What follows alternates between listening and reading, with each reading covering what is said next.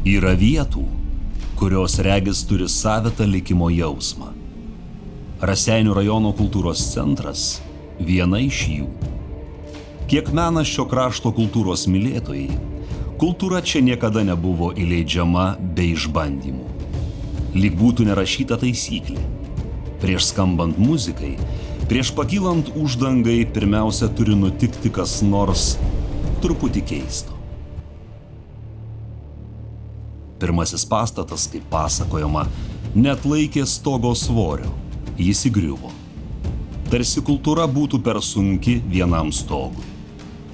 Antrasis kilo jau kitu laiku, kitokioje Lietuvoje, sunkiais 1989-aisiais, kai šalis skynėsi kelią į nepriklausomybę.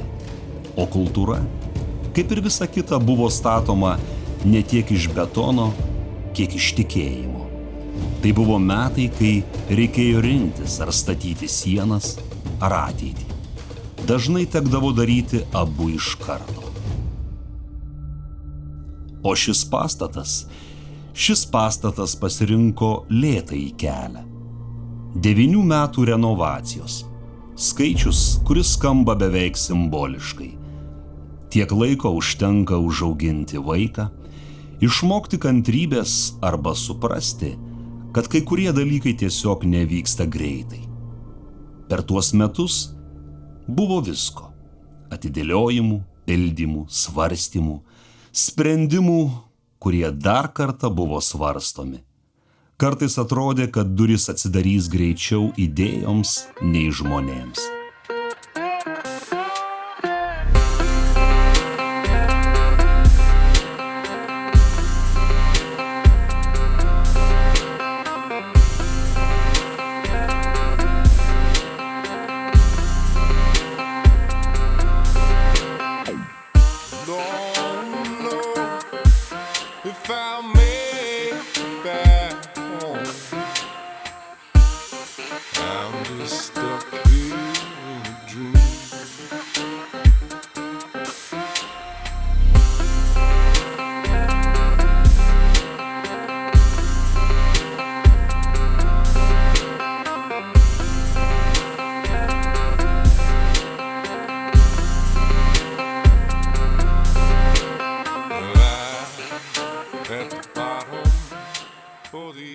Ir štai šiandien jos atsidaro.